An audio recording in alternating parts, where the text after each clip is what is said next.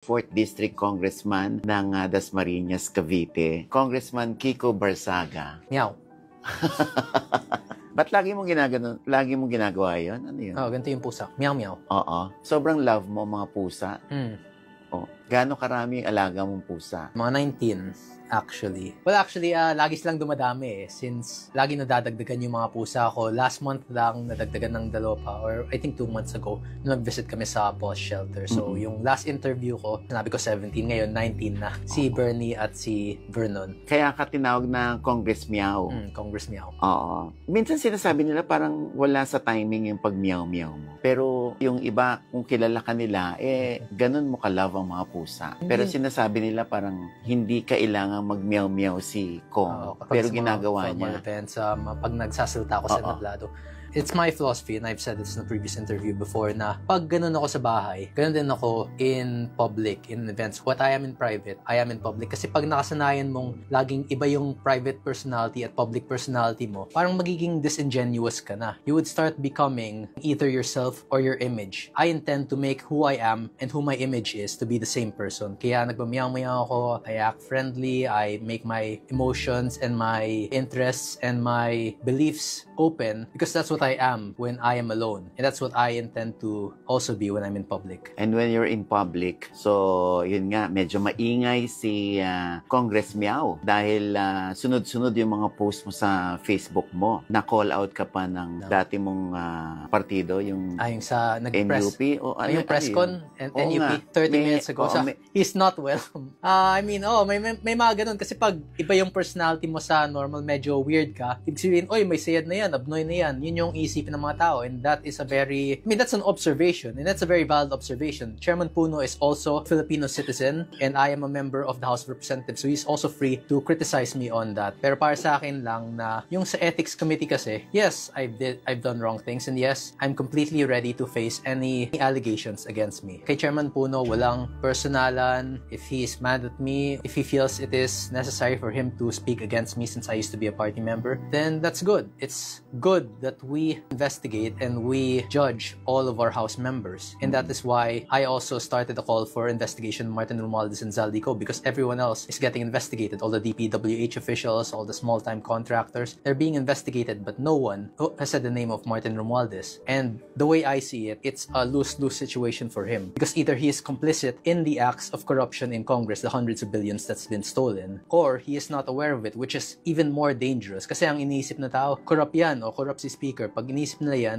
delikado yan sa ating bansa. Hindi, that's corruption, that's bad. But what's worse is that kung hindi siya corrupt at hindi niya alam nangyayari yun, hundreds of billions has been stolen, and him as the Speaker of the House and as the cousin of the President, who's very close with the President, very close with the administration, the executive, is not aware of it. Paano niya hindi alam yun? So either he is involved in it or he has no knowledge of it. Either of these scenarios, he has to be held accountable. So, yun nga, inireklamo ka sa Ethics Committee because of your behavior, because of parang quote-unquote inciting to sedition, yung iyong ginagawa na pag bago nyo sunugin ng Congress. Hindi ko sinabi bago nyo sunugin. Ang sabi ko, wag nyo sunugin wag nyo sunugin ng Congress. And then, speech pa ako. And that's, kasi ang iba na talaga ang sitwasyon ngayon Yung mga tao sa House of Representatives, kala nila, parang normal protest lang, hindi nila kasing lala ng corruption sa atin. So, by matter of comparison, we can assume that since we are a more corrupt country, we can expect a greater outrage from the people. Since yung sa Nepal, if you see the issues na yung sa Prime Minister, yung sa... Well,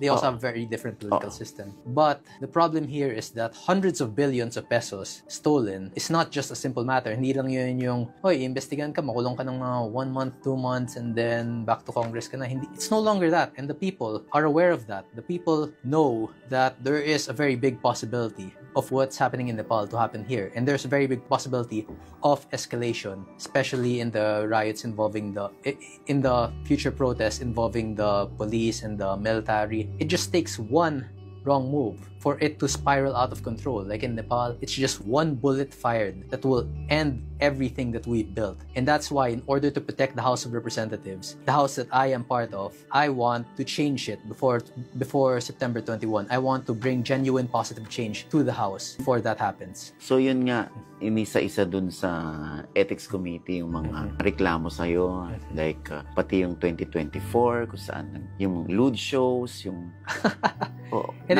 resibo yun. Sorry hindi ko siya, saan nanggagaling yun? Yung mga yung cosplay events. Nagko-cosplay kasi ako yung mga Gundam. Okay.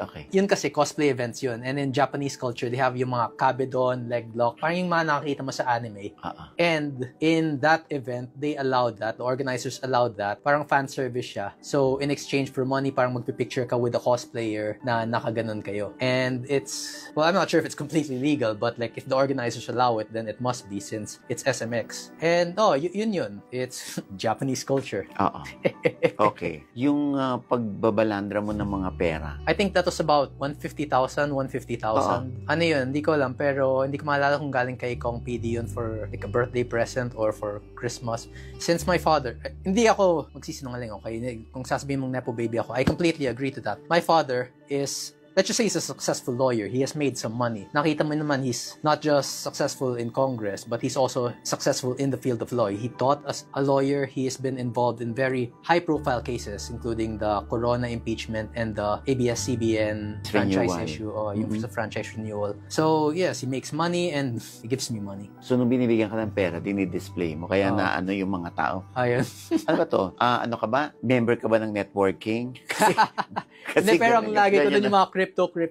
Joke lang yun, ako wala akong alam sa mga crypto. If anything, pag pinasok ko yung pera ko sa crypto, maubusan ako. So, like, I have no financial ability in cryptocurrency. So, inaamin mo na Nepo baby ka? Yes. I mean, that's where it first starts. You have to admit that you are a product of nepotism. I myself am a product of political dynasty. And not just a political dynasty. We are one of the oldest dynasties in Cavite if you trace back to the history. Kasi my namesake, Francisco Barzaga, it came from Francisco E. Barzaga, who during the Spanish times, after we gained independence, actually one of the first politicians in Dasmariñas, Cavite. Kaya sa pagpunta ka ng Dasma, may FEB na school, Francisco E. Barzaga, may FEB building yung Lasal doon. And that's where you will see that, yes, it is true. We have a long history in politics. And if I deny that, then I'm denying myself. I am a product of nepotism. Nababasa mo ba yung mga comments ng mga netizen na yung mga ikinikilos mo raw unbecoming of a good congressman? Well, yes, but like how many good congressmen do we have now? Sino yung mga model congressman natin na dapat kong gayahin? Yes, I act differently from the other congressmen. But if the average congressman is a thief, then that makes me less of a thief, right?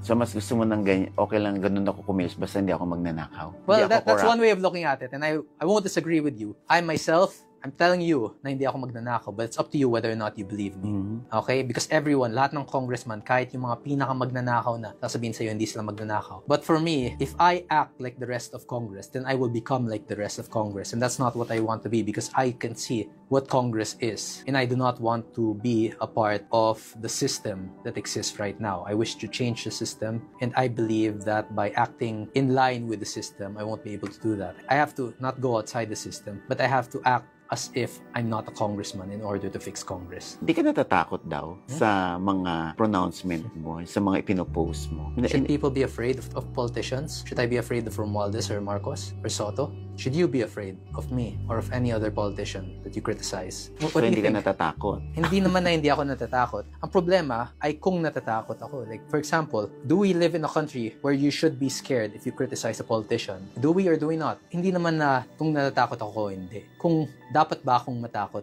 o hindi. That's the truth. And we should not be afraid of criticizing politicians. Just as everyone else, kung sasabihin lang Nepo baby o abnoy o corrupt ako, pwede ko ding sabihin yun tungkol kila Romualdez o kay Marcos o kay Soto. I should be able to say that the same way that other people should be able to say the same things about me because it's only through communication and through airing of our grievances that we are able to create an understanding with one another. We don't think the same, we don't act the same, but if we talk, we can find our middle ground and we can find what peace we can make with each other. Unless kung, of course, like, libelous na kung nagkakalat ka ng fake news, then yun, pwede ka na makasuhan doon. So, nabanggit mo yung Soto, tinatanong nila kung nilalabas Nilalabanan mo ba si Vico Sotto or nagdi-disagree ka kay Vico Sotto? Well, you can see my posts. Hindi ko kalaban si Vico Sotto. I admire him. He's a great politician. And like I said before, well, yesterday, 2 days ago, nung inisip ko to go against Romualdez, he was one of the people that came into my mind. I believe that if we are given the opportunity to create a better government after the protest, after all that will happen to our country this week, I believe that Vico Sotto will be one of the builders of a better government. Tito Sotto, hindi. Bads yan. Bakit? Well, he's very loyal to Romualdez. And that's all I have to say. No more comments on Vico Sotto. Medyo nagalit na siya. Baka mamaya may sabihin na ako. Biglang makukulong na si Meow Meow. Obviously, I'm sure nababasa mo naman yan. Kung nasa right mind ba or nasa right senses si Kong Kiko, inaano nila kung meron ka daw bang mental health issue. Bakit medyo nawiwirduhan sila sa'yo? Okay. Well, yes, I'm a very eccentric person. But firstly, speaking of mental health, I also read a lot about those because it's a very common issue amongst our youth right now. Speaking of mental health, first and foremost, it's not something that you should assume in other people. Para siyang kung nakita mo na posibleng may mental health issue ang isang tao, it's a sensitive topic and it's something that you should wait for them to say. Like, you're a member of the LGBTQ plus community, yes, right? If people are asking you, oy, bakla ka ba? Or parang bakla ka, you act gay, ganon. Or you act bi, mga ganon. I will diba? tell them, yes, I am gay. Oh, but that's not for them to say, diba? That's for you to say. You're the one who's going to tell them what your sexual stance is or what you identify as. It is a sensitive issue and it is one that people should not just be saying randomly. And this is also applicable to mental health. It's not something that you would just assume, oy, that yung tao na yan, medyo weird siya, abnormal yan, or may mental health issue yan. No, you just try to be kind to them, wait for them to say it to you, or get close to them. Once you're comfortable with them, you ask them yourself. Hindi yung sa mga random comments ng, oy, abnoy yan. That's strong. And secondly, no, I don't believe I have any mental health issue. Okay. Well, I hope I don't. Hindi kasi syempre, obviously, it's hard to assume. You cannot please everybody. Kasi syempre, may mga nababasang positive sa'yo, na gusto nila yung pakikipagbardagulan mo. Yung iba naman ay ayaw, tapos medyo nawiwirduhan sa'yo. Kasi nga parang hindi nga siya pang politician na behavior daw. So, maiintindihan ko yun kasi ngayon lang sila nakatagpo or naka-encounter na tulad mong politician na walang breaks. Oo, yung tsaka no restrictions. Walang free. Oo. Tsaka walang awat-awat. Talagang sasabihin niya kung ano yung nasa sa loob niya. So ganun ka. Thank you. So, ano sinasabi ng mami mo, ng mga kapatid mo tungkol sa mga issues sa iyo ngayon? Well, actually, very sensitive issue to. So, I like to say yung family ko, they're very scared. Kasi Romualdez, most powerful man in the Philippines, tapos ako kinakalaban ko siya. He has very strong allies and we have very limited allies. And yung nanay ko actually halos atakihin na daw siya. Alam mo naman yung mga nanay, very concerned sila. Nanay And yes, that's all I have to say. Like, she's very worried about me, but at the same time, a part of her understands why I'm doing it. And the same for my brother. Yung kapatid ko naman, medyo mas logical siya doon because he's a graduate of Ateneo Political Science. He studied these matters and he can really see how this will be going. So siya medyo mas chill siya. He knows we have a good chance of winning. But for my mom, I just want to say that I keep trying to reassure her, and mostly my brother is reassuring her right now that everything will be fine. Pero takot lang ako na, well, hindi naman takot na. I'm trying not to personally speak to her right now kasi baka mag-breakdown, mag-away, like the emotions would reach a point where we won't be able to think logically, and I cannot have that right now. I have to be perfectly rational, I have to be a perfect logician if I want to win and survive. Okay, so nakita na ba kayo ni Speaker Romualdez? He wanted to speak to me. I told him that I'm available pero may mga meetings ako sa district ko. So if ever he could visit my district sa Cavite, I'm open to meet with him. So yeah, and wala namang masyadong nangyari doon. We didn't end up meeting each other. Not even messages. Have you seen yung comparison sa inyo ni Vico Sotto? Well, yes, but what's the point of the comparison? He's executive, I'm legislative. We serve very different purposes in our government, and I'm not sure what you'll say about me, but I consider Vico Sotto a good man. Pero wala kang galit sa tito niya. Ito yung pinaka-point ko. When Aquino became president, or the Aquino administration, they are against the Arroyo administration. The Duterte administration was against the Aquino administration. The Marcos administration now is against the Duterte administration. If we just continue this cycle of hatred, where will it lead us? Kasi at the end of the day, di ba nag-away-away kami ng Tito Soto? Hindi yun personal na away. It is us fighting, representing our ideologies in his role as Senate President and in his friendship with Romualdez, and me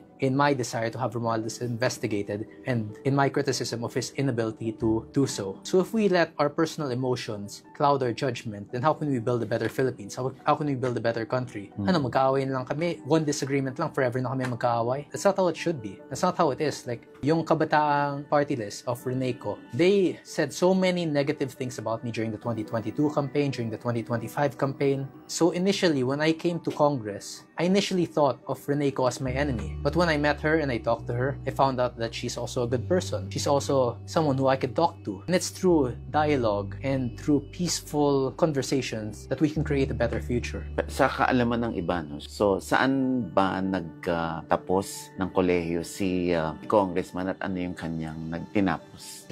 Dropout. Okay, medyo long story to. Alam ko hindi live to, pero lahat ng viewers, yun. Okay, firstly, 2019, yun yung una akong naging congressman, naging konsehal. Okay, I was 20, turning 21 at the time for politics. 2019, nag-start ako as counselor until 2022. After pandemic, 2022, nag-enroll ako DLSUD DASMA in political science. And then goods naman yung grades ko, but like, there's only so much you can do when you're balancing the life of politics and schoolwork. So, minsan may mga, may subjects na medyo nahihirapan ako or medyo mabagsak yung grades. And then, ang nangyari kasi ay, di ba yung mga exams usually in December and April, mga ganong times, yung mga nagiging final exams namin, and that's where the majority of the grades are. So, ang nangyari doon, December, lagi akong busy, hindi ako nakakapag-exams since puro Christmas party sa distrito namin. And then, this 2025, hindi ako nakapag-file ng leave of absence. 2-month break ako from political science, third year ako noon. And then, I did not have time to pursue my studies since I was spending every day campaigning. So, wala na. But now, I'm transferring to KLD, or Public College in Dasma, kasi gusto ko din malaman kung paano sila nagtuturo yung mga professors namin doon. So, I want to see the system from the inside as a student. So, I plan on being a student there. And I plan on making, alam mo naman yung advocacy ko, meow meow. I plan on making a veterinary course there. Veterinary technicians, veterinary nursing, and hopefully, eventually, veterinary medicine. Huwag niyong masyadong isipin na well-educated ako. I'm just average. Oo. So, dito naman, bilang ikaw ay congressman, ano na yung mga bills na napasa ni Kong? Isa pa lang yung bill na ipapasa ko, pero dalawa yung bill na ginawa ko. The first bill is the Propero Festival, which is a local festival that we have. It's not been recognized by the national yet. So that's what I filed for local government. And secondly, yung Kapon bill. Pero naisip ko kasi yung Kapon bill. Sino kakapunin? Mga pusa na. So stray animals. Kasi yun yung naging privilege speech ko. Stray animals population control. Pero ang naging problema kasi dito is I talk regularly with many different rescue organizations. Mga POS, Biyaya, everything. Mga pusa sa daan. Pero sila meme page sila eh. Shout out, mga pusa sa daan. Meow! Ang nangyari doon is we're already using veterinary services, and sometimes we have to take veterinary services from outside of the city into our city. We're taking veterinarians from outside to help with the Kapon initiatives. Kung sa DASMA pa lang, kulang na ang nagkakapon. Paano pa kaya kung ipasa ko yung Kapon bill that requires like all governments to start having Kapon programs? And that will just rapidly increase the demand of veterinarians, which are in very low supply now in the Philippines. So ang plano ko muna is I will start opening veterinary colleges. I plan on opening one in our public college in Dasma, and hopefully meron na sa Kabsu and Dang meron na. And hopefully I plan on opening more veterinary schools all around the country. Grabe talaga pagmamahal mo sa mga hayop, lalo na sa pusa, ano? Kasi they're the ones who care for me. Gusto kong malaman, saan nanggagaling yung pagmamahal mo sa pusa? Medyo recent lang. Recent? Pero yung maliit ako, more of a dog person ako, pero recently naging cat person. Pero same lang din, dogs, cats, I love them all. Nakita ko pa parang nagma-martial arts ka yata. Yes, I'm a amateur boxer, 2 fights, 1-1 record. Yung kalaban ko kasi haba ng Yung last na kalaban ko sa UKC, may reach advantage. Ang problema kasi doon, yung coach ko, same weight sa akin, like same weight, division sa akin, pero mas maliit siya, so like parang smaller and stronger. While I am taller and may reach advantage ako doon. Yun yung nakasanayan ko. Pero yung kalaban ko doon, same weight sa akin, pero mas matangkad at mas payat. So every time na susuntok-suntok ako, parang hindi umaabot. Basta okay lang. Baka sabihin lang, gumagawa na ako yung mga excuses. Mas magaling yung kalaban ko doon. Let's just say that. And sa Taekwondo naman, yes, I also compete in Taekwondo. Decent, not good results so far, but pag may mga sparring training naman sa team ko, I do well compared to the other students. And I already have a black belt. Sa Arnis, doon ako magaling. 2-time champion, Cavite Pro Active Arnis, gold medalist. Straight. 2 times straight. Last month and last month. And fencing din. Fencing ako. Kamusta ang love life? Sorry, hindi ko alam. Kamusta ang love life ni Kong Kiko? Well, I think we are in a very pivotal moment in our country right now, which will determine the courses that the government will take in the future. And para sa love life, wala akong masabi. I can say a lot of things about politics, but love life, enjoy muna habang single, date, casual, but like I can't commit to any serious relationship right now. There's so many things on my mind and so many things that I'm responsible for, that I have responsibility to, that any serious relationship is practically impossible. Ano yung mga misconceptions sa'yo na gusto mong i-correct? I don't think there's anything that I'd like to correct because like people can think whatever they want and that's fine. I don't think there's any walang masyadong malaking fake news na nakakalat tungkol sa akin ngayon. And that's what I'd like to state. There's no big misconception that I'd like to correct because everyone has different misconceptions about me and that's fine. They'll get to know me more the more they see me, and if they don't see me, then they're free to think whatever they want. Meron ka bang gustong sa mga post mo o sa mga naging pronouncement mo, meron kang gustong ihingi ng sorry or lahat yon gusto mong panindigan? If I had any intention of changing or of going back in my statement, then I would not have posted that in the first place. Everything I made is a conscious action by me. Whether or not it comes to my benefit or to my detriment, it's still my action that I chose at that time, and it's something I will accept whatever consequence or results for said actions. Okay. Masasabi mo bang unethical yung mga ginagawa mo or yung mga pinopost mo? Ethical, so subjective, it's a subjective thing. Unethical ba siya kasi nagiging popular siya? Kasi marami ding mga nagpo-post ng ganun. Marami ding mas malala pa ang pinopost tungkol sa gobyerno. Pero unethical na din ba yun? Or is it only unethical because plenty of people are sharing and reacting to my post? That plenty of people are relating to the sentiment that I feel. So what part of it is unethical? Is it the result of the post? Is it the result of my statements or the spirit of my statements? Ano gusto mong sabihin sa mga tao tungkol sa lagay ng gobyerno ngayon? From the way I see it, the Filipino people will win. This is a battle between corruption and the Filipino people. And right now, the Filipino people have the upper hand. So keep pushing for good change, for a change in our system. Well, first time congressman ka, anong na-discover mo, anong na-realize mo nung sumampa ka na rito sa lower house? There's so many things that I've realized. And, well, firstly, masarap yung food sa lounge. And secondly, yun din kasi, yung sa lounge, dun mo makakita, that's where the congressman rests, relax. And dun mo makakita yung mga differences. And you can see what hinders Congress from progressing. Kasi ang nangyayari ay merong speaker's lounge, dun yung mga, sa speaker's office na may mga foods din doon. Dun yung mga deputy speakers, dun si speaker, yung mga ganon. And then you have the majority office, dun kumakain yung majority, yung mga AMLs, DMLs, yung rules committee. And then you have the congressman's lounge, dun lahat ng congressman. Ang problema kasi, at base sa nakikita ko ngayon, ay masyadong, it's by groups. It's always the same people sitting with each other. There's no room for discourse within such a system. Actually, yun yung isang plano kong gawin bilang speaker. I will abolish the lounges in both speaker's office and the majority office. And then, I will make it so that the lounge, the general lounge for all congressmen would be seated randomly. So, ibig sabihin, for example, today kakain ka, ito yung mga congressman na makakausap mo. Then tomorrow, ito naman yung mga ibang congressman makakausap mo. So, there's a free exchange of ideas. For example, may kaaway kang congressman, malay mo, baka kayo yung mag-usap, baka kayo yung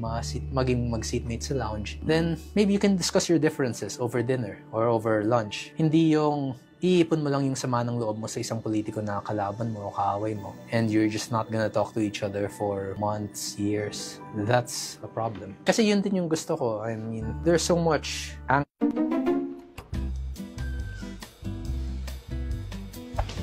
Mahal, and hostility going on within the house. Imagine how much better the country would be if Sandro Marcos and like Paulo Duterte just had a nice dinner with, hindi romantic to, wag niyong misinterpret, but like nice dinner where they can converse and settle their differences. Or if someone like Martin Romualdez and Toby Chanco, if they both sit down, talk about their differences and over coffee and a meal. Like, think of how beautiful our system could be if we're not afraid to create such a system where people are forced to fix their problems through civilized discussion rather than through fighting their own methods. Kaya malakas ang loob mo tugisin ng mga corrupt because Congressman Kiko is not corrupt. Because it's not just that, because I believe that there's no congressman that is truly corrupt and there's no congressman that's truly innocent. Even someone like Martin Romualdez, I believe that there is goodness inside of him. There's a part of him that could change, and there is hope even for him, even for Zaldico, even for those with all of the issues involved in them, all of the potential crimes that they have committed. I believe there's still hope in them. And I believe that at least some part, deep down, there is some good that could be extracted from them. What is your message to yourself, to Congressman Kiko? Meow meow. Meow. Meow. No, seriously, when I'm thinking, I think in meow meow language. What can you assure our Filipino people bilang Congressman si Kiko? Can't assure anything for the future. We can only hope, and through that hope, we create our own futures. We should just keep doing whatever we think is right and assume that everyone else will also do the same.